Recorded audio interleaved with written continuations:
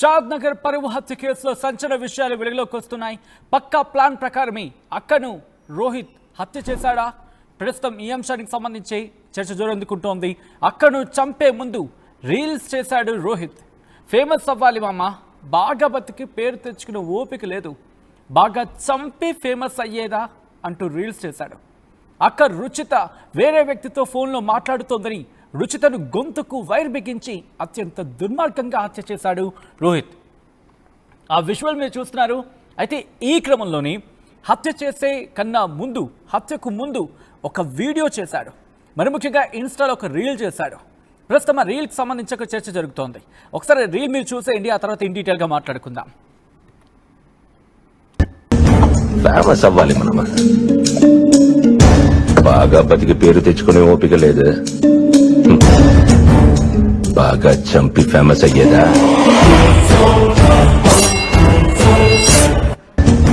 Famous అవ్వాలి మనమ, బాగా బతికి పేరు తెచ్చుకునే ఓపిక లేదు, బాగా చంపి ఫేమస్ అయ్యేదా? సో చూసారుగా పిచ్చి ఏ స్థాయికి వెళ్ళిపోయిందో. పరాకాష్ట అంటూ ఉంటారు, పిచ్చి పరాకాష్ట అంటూ ఉంటారు. ఇదేనేమో ఎవడైనా సోషల్ మీడియాను ఉపయోగించడం బాగుపడంటారా అంటే వీళ్ళేమో ఇలా ఇలా ఏమంటారు దాన్ని, ఇలా తయారవుతున్నారు. వీళ్ళు బాగా సంపాదించి బాగుపడే ఓపిక లేదంట. ఓపిక లేనప్పుడు దేనికి?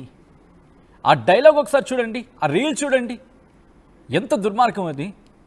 మరి ముఖ్యంగా షాద్ నగర్ పరువు హత్య కేసుకు సంబంధించి మాట్లాడుకునే క్రమంలో ఒక్కొక్క విషయాలు బయటకు వస్తూ ఉంటే ఒళ్ళు గగురుపాటు గురి చేసే విషయాలు అవన్నీ కూడా.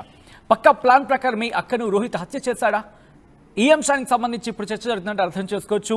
ఫేమస్ అవ్వాలి మామ, బాగా బతికి పేరు తెచ్చుకుని ఓపిక లేదు, బాగా చంపి ఫేమస్ అయ్యేదా అంటూ రీల్స్ చేశాడు. అంటే ఏ kind of criminal mentality develop అవుతోంది, ఏ kind of criminal psychology develop అవుతోంది. మరి ముఖ్యంగా ఒక కుర్రాడు, మరి ముఖ్యంగా ఎదగాల్సిన కుర్రాడు ఎదిగి ఒక్కసారి ఆ విజువల్స్ చూడండి. ప్రస్తుతం అక్కడికి చేరుకున్నారు పోలీసులు, చేరుకొని ఇన్వెస్టిగేషన్ చేస్తున్నారు. అంత దారుణంగా, అత్యంత అమానవీయంగా, అత్యంత క్రూరంగా ఇంతలా ఎలా తయారవుతారు? అనుమానమా? అక్క మీద అనుమానమా? నీకే ఒక క్లారిటీ లేదు, నీ బతుకు మీద నీకే క్లారిటీ లేదు, అటువంటిది నీ అక్కని చంపేస్తావా? అక్క రుచిత వేరే వ్యక్తితో ఫోన్ మాట్లాడుతుందని రుచితను గొంతుకు వైరు బిగించి హత్య చేశాడు.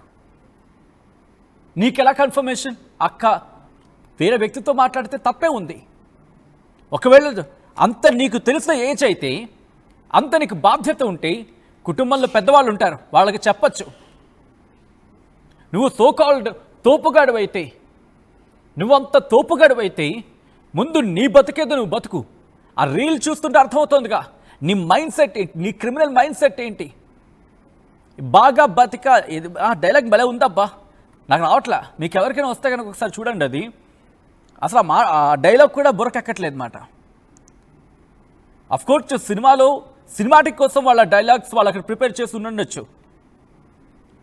ఏంటది? ఫేమస్ అవ్వాలి మామ, బాగా బతికి పేరు తెచ్చుకుని ఓపిక లేకపోతే ఓపిక తెచ్చుకో. నీకు ఓపిక లేదని చెప్పి పక్కల జీవితాలు నాశనం చేసేస్తావా? మీ అక్క సొంత అక్కని చంపేసుకుంటావా? తన జీవితాన్ని మొత్తం నాశనం చేస్తావుగా. అక్కడ ఎన్ని కళ్ళ ఉంటుంది. అరే నా తమ్ముడు, నా తోడబుట్టిన వాడని చెప్పి ఎన్ని కళ్ళ ఉంటుంది. ఈ కళ్ళలన్నింటినీ కళ్ళలు చేసి పాడేసావు కదరా. నీ దుర్మార్గపు బుద్ధికి. అక్క వేరే వ్యక్తితో ఫోన్ మాట్లాడుతోందినా? ఫోన్ మాట్లాడితే తప్పేంట్రా బాబు? నువ్వు అదే ఫోన్ తీసుకొని పిచ్చి రీల్స్ చేసినప్పుడు లేదా అది తప్పు కాదా? ఇన్ డీటెయిల్గా ఇన్ఫర్మేషన్ తెలుసుకునే ప్రయత్నం చేద్దాం.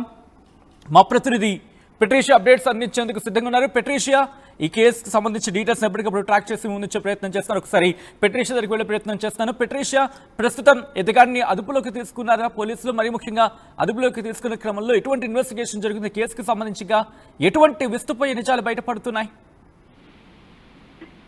షాద్ నగర్ పరువు హత్య కేసులో చాలా సెన్సేషనల్ విషయాలన్నీ కూడా ఒకటి తర్వాత ఒకటి బయటకు వస్తున్నాయి. ప్రీ ప్లాన్ గా అక్కని ఒకవైపు ఎలా చంపాలంటూ కూడా ప్రీ ప్లాన్ గా కూడా అతను ఇదంతా కూడా చేశాడని తెలుస్తుంది. మొదట ఫేమస్ అవ్వాలి అంటూ కూడా రీల్స్ చేయడము, ఒకవైపు బాగా సంపాదించి ఓపిక లేదు కానీ చంపి ఫేమస్ అవ్వాలి అంటూ కూడా ఇటువంటి రీల్స్ పెట్టడం, అదే కాకుండా ప్రియుడితో ఫోన్ మాట్లాడుతుందనే విధంగా కూడా అతి దారుణంగా అక్కని ఏదైతే ఫోన్ ఛార్జింగ్ వైర్ ఉందో అక్క నిద్రిస్తున్న సమయంలో కూడా అతి దారుణంగా మానవత్వ దృక్పథ లేదు అని, ఒక తల్లికే పుట్టిన అమ్మాయి నేను కూడా తను కూడా నా అక్కే కదా, ఒకటే అమ్మకి పుట్టాం కదా అనే విధంగా కూడా ఒకవైపు దయా కరుణ జాలి ఇటువంటివి ఏమీ లేకుండా అతి దారుణంగా ప్రీ ప్లాన్ గా చంపాడు అని కూడా పూర్తిగా తెలుస్తుంది.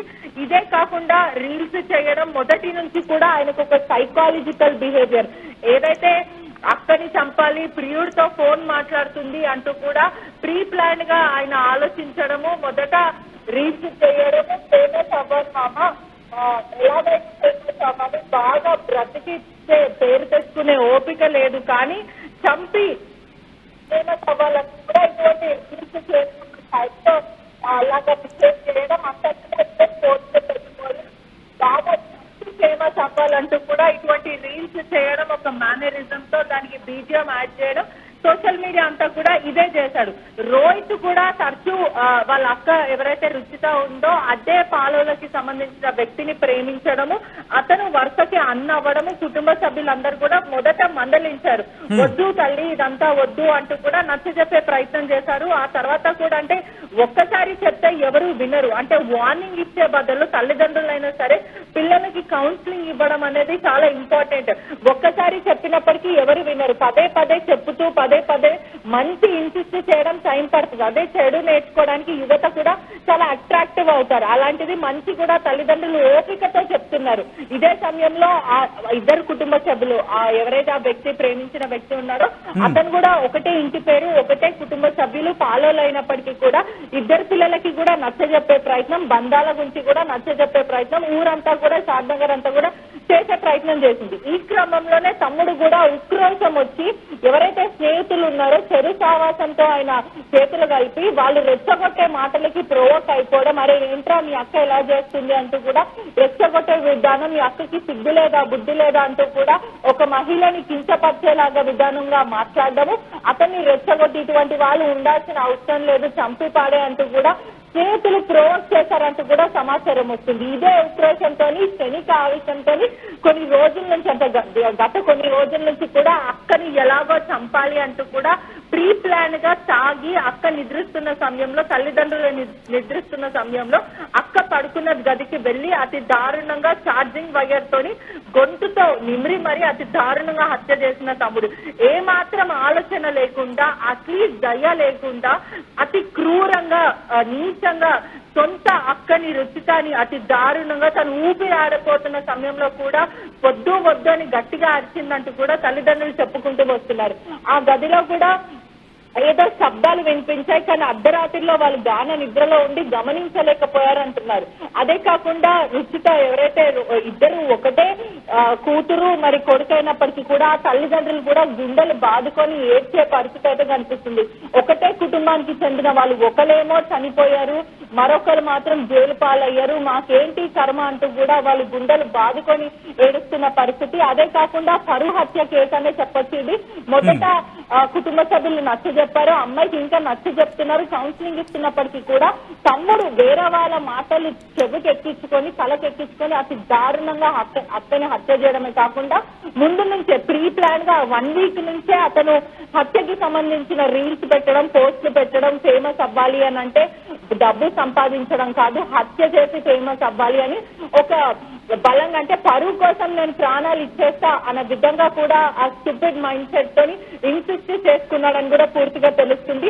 ఆయన పెరిగిన వాతావరణం అంతా కూడా రిలీజియస్ బేస్డ్ కానీ కాస్ట్ బేస్డ్ కానీ పరువే ఇలా ఉండాలి, పరువు వల్ల ఎవరైనా చంపేస్తామో లేదా చచ్చిపోతాం అన్న విధంగా కూడా అతను పెరిగిన ఎన్విరాన్మెంట్ ఎక్కడ కూడా వాల్యూస్ కి సంబంధించి అరే మన పిల్లలే కదా తప్పు చేస్తే సరిదిద్దుకుంటారులే అని ఇలా జాలి లేని ఆ ఎన్విరాన్మెంట్ లో పెరిగాడని కూడా పూర్తిగా తెలుస్తుంది.